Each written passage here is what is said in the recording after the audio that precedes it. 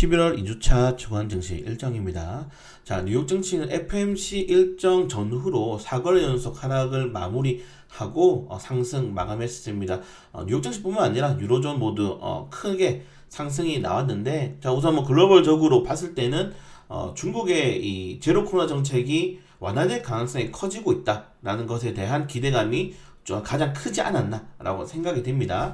자, 우선 연준이 4연속 자이언트 스텝을 단행해서 지금 미국과 한국의 금리 차이가 이제 1%가 나고 있습니다. 자, 중요한 거는 2023년도까지 미국이 원하는 금리가 뭐냐. 지금 파월 연준 의장 같은 경우에는 5%대 이상의 기준금리를 이번 FOMC에서 제안을 했는데 실제적으로 5.25%를 최종 마지노선으로 보고 있습니다. 시장이 연준이 이번에 4연속 빅스텝을 했음에도 그렇게 큰 연속적인 하락이 나왔지만 낙폭이 크지 않았죠. 크게 낙폭이 나오지 않는 이유는, 자, 5.2%의 이제 최종 기준금리를 4%이기 때문에 1.25%밖에 안 남았다는 거예요. 그래서 아마 이 금리 자체의 길이는 장기적으로 가겠지만은 아마 하반기 때 2023년도 9월달 안으로는 여기서 이 FOMC에서 어떤 변수, 피벗이 나올 가능성이 크다라고 보고 있는 겁니다. 왜냐면은 5%대의 고물가를 1년 이상 이어가기에는 연준도 부담이 굉장히 높고, 특히 이번에 중간선거가 있죠. 미국 같은 경우에는 다음 주에 중간선거이기 때문에 그런 중간선거를 앞두고서는 단기적인 이 고금리 정책에 대한 장기화를 가져가기 힘들다. 그래서 인플레이션이 지금도 고점 구간에서 4거래 연속으로 떨어지고 있죠. 4개월 연속으로. 그렇기 때문에 단기적인 반등을 좀 기대하는 게 맞지 않나라고 생각됩니다. 자, 패드워치 같은 경우에는 그렇기 때문에 12월 달에 기준금리 인상안을 빅스텝이 49.6, 자이언트 스텝이 50.4, 완전 박빙이에요. 그냥 5대5입니다. 그래서 결론적으로는 최종금리 안에 올라갈 때까지는 연준의 강력한 긴축이 나올 수 있겠지만은 지금 시장에서 바라는 거는 그래도 최종금리가 언젠데 그걸 바라는 거예요. 그러면은 우리 0.25%에서 4%까지 1년 만에 올렸어. 근데 다음 1년 동안에 그 고금리를 유지한다 하더라도 더 이상의 금리 인상은 없겠네? 예전 볼카 때처럼 20%대의 금리는 없겠네? 이렇게 생각을 하는 거죠. 그렇기 때문에 투자 심리가 어느 정도 완화가 될 수 있는 겁니다. 제가 계속 말씀드리는 것처럼 자본 시장은 전쟁이라든가 팬데믹이라든가 이런 정말 전 세계적으로 예기치 못해 해성 충돌이라든가 화산이 엄청 터진다든가 이런 게 아니면은 자본은 계속 팽창할 수밖에 없는 세상이에요. 그렇기 때문에 그 자본이 결론적으로는 주식시장에 들어올 타이밍이 기준금리 기준으로 봤을 때는 아마 2023년도까지 좀 보시면 될 것 같아요. 왜냐면은 연준이 그 통화정책을 고금리를 12월까지 한다 하더라도 아마 주식시장 같은 경우는 6개월 이상이 선반영이 되기 때문에, 그래서 지금 많은 전문가들이 선반영이 되는 2024년도부터는 피벗이 될 것이다. 그러면은 시장은 2024년도에 피벗을 예상하고 2023년 6월부터 반등을 좀 기대할 것이다 라고 생각을 하고 있는 거죠. 네, 그렇기 때문에 현재 시장에서는 6월달을 기점으로 피벗을 기대하고 있다는 점 한번 확인해 보시면 될 것 같고, 자, 그렇기 때문에 최근 일한 연준의 고금리 정책에 증시가 좀 부진했던 이유가 결국 실적이거든요. 빅테크주들이 실적이 계속 흔들리고 있는 상황에서 지금 1년 동안의 하락폭은 메타는 77%, 아마존 44%, 테슬라 40% 많이 떨어졌어요. 그러니까 현재 이 밸류 자체보다 많은 빅테크주들이 떨어지는 상태이기 때문에 이제 여기서 이 빅테크주들에 대한 매도세도 기대해 볼 만하다. 그런 것들을 좀 보시면 될 것 같습니다. 그래서 좀 강경하게 말씀드리면은 내년 상반기까지는 힘들다. 근데 유약하게 말씀드리면 상반기까지는 버티면 된다. 이런 식으로 좀 생각해 보시면 될 것 같고, 자, 그리고 이제 미국이 2차 대전 후 최악의 위기 온다. 이건 당연한 거죠. 지금 소비 지표가 떨어지지가 않고 있기 때문에 이 소비 지표를 결론적으로는 떨어뜨릴 만한 침체가 연준이 통화정책을 통해서 바라는 거고, 그렇기 때문에 이 결국 소비가 떨어져야지 연준의 피벗이 중단될 것이다. 아까 말씀드린 것처럼 이런 일맥상통한 이야기입니다.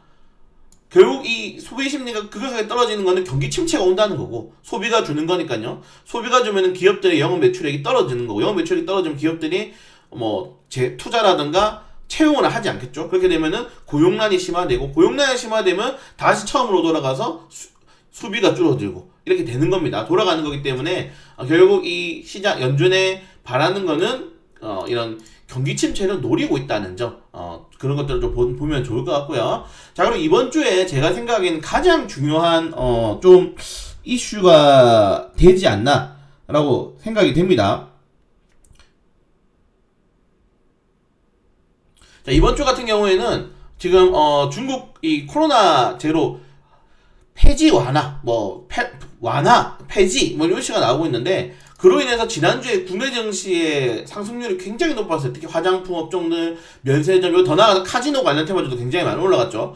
관광 카지노 관련 테마주들이 굉장히 많이 올라갔는데, 일단 이번 주까지 중국 당국은 완화 기대는 좀 섣부르지 않나? 오히려 방향을 강화하고 있고, 지금 보시는 것처럼 이 많은 공장들에 대해서 추가적으로 지금 계속적으로 봉쇄를 하고 있습니다. 근데 이런 상황에서 중국이 단기적으로 부분 완화를 한다? 이거 아직 트위터발 이슈잖아요. 그래서 확정이 되지 않았어요. 근데 확정이 되지 않았는데 왜 계속 투자 심리들이 끌리냐면은 중국 증시도 오르고 있고 상해종합지 중화권 증시가 오르고 있는 와중에 중국에 있는 기술주들이 같이 올라가고 있는 겁니다.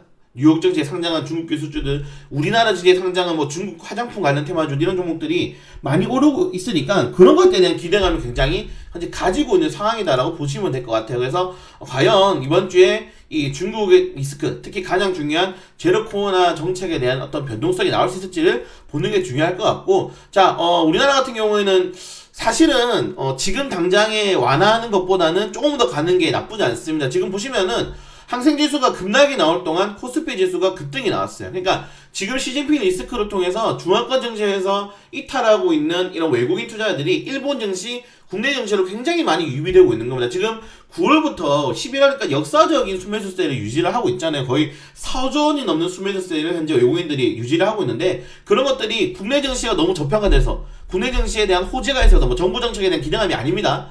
단순히 시진핑 리스크로 인한 이 자본이 어느 정도의 덩어리가 빠지면서 우리 쪽으로 메꿔졌다는 겁니다.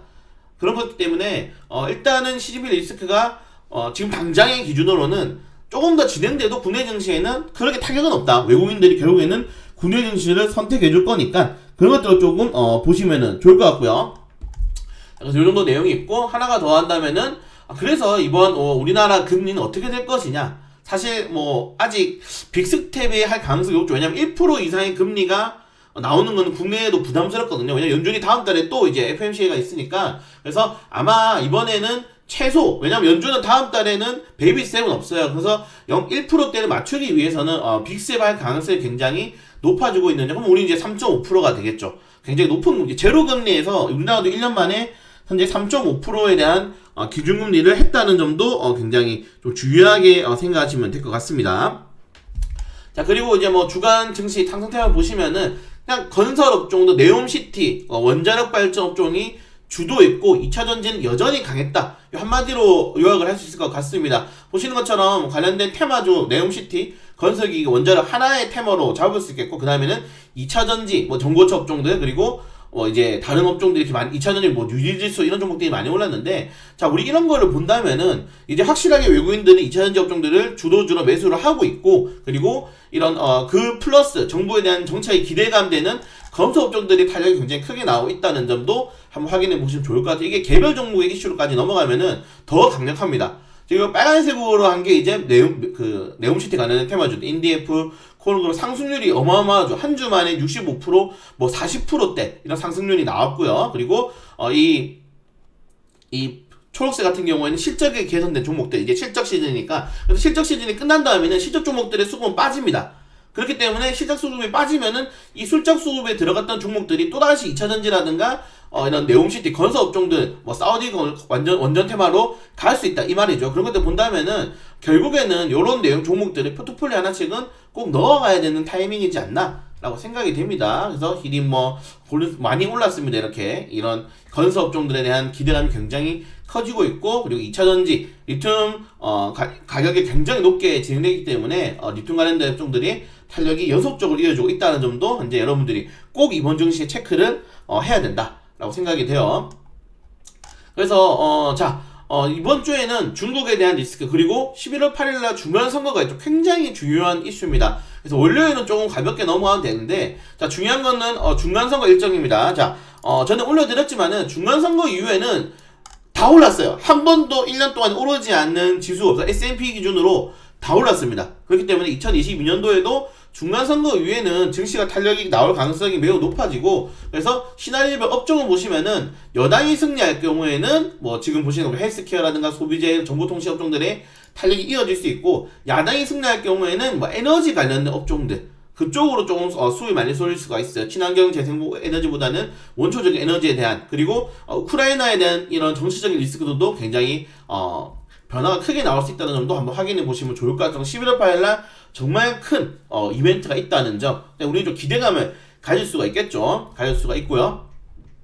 자, 그리고 수요일날 중국 소비자물가지수, 생산물가지수 발표가 남아 있고, 목요일 같은 경우에는 미국 소비자물가지수, 이번 주에도 그냥 매주 이벤트가 가득 찹니다. 원래 연말 되면 원래 이벤트가 있는데, 그래서 소비자 물가지수에 따라서 12월 달에 빅스텝이냐 잔스텝을 결정할 수 있겠죠. 만약에 이번에 소비자 물가지수가 8%대 이하로 나온다면 그걸 기대하고 있는 거죠. 근데 지금 또다시 겨울철이기도 하고, 겨울철이면 뭐 오르겠습니까? 에너지 가격이 오르죠. 그래서 에너지 가격에 대한 상승으로 인해서 뭐 드라마틱한 반전이 나오기보다는 뭐 보통 이제 시장 평균치 8.1에서 3% 정도로 예상을 현재 하고 있다는 점도 확인하시면 될 것 같습니다. 제가 보기에는 생산물 이거 생산물 물가지수가 같이 발표가 되죠. 그래서 실질적으로는 이번 주 굉장히 중요한 일정, 뭐 이제 8일날 중간선거, 그리고 이거 소비자 물가지수 발표가 있기 때문에 그런 것들을 좀 확인한다면은 여전히 주도주 역할, 그리고 보수적인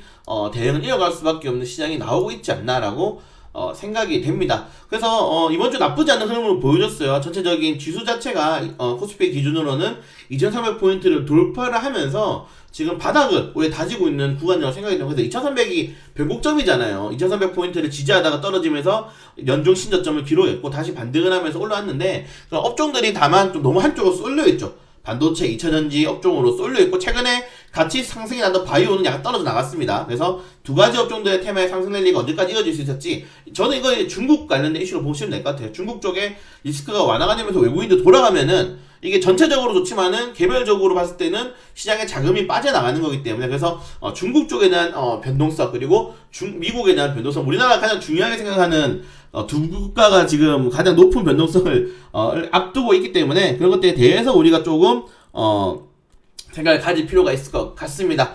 네, 그래서 이번 주 일정도 뭐 다 확인해 보시고, 다음 주에도 정말 많은 이벤트가 있기 때문에 그것도 확인하신 다음에 시장 대응할 수 있도록 전부 확인해 주셨으면 좋을 것 같습니다.